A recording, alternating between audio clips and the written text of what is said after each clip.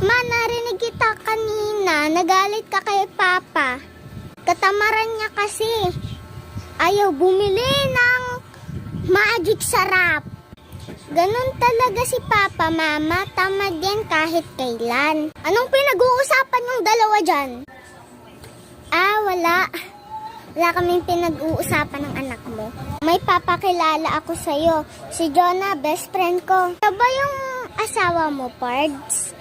Oo, asawa ko yan. Ang ganda naman ng asawa mo. Meron na pala kayong anak. Nakakatuwa naman. Siyempre naman, Pards.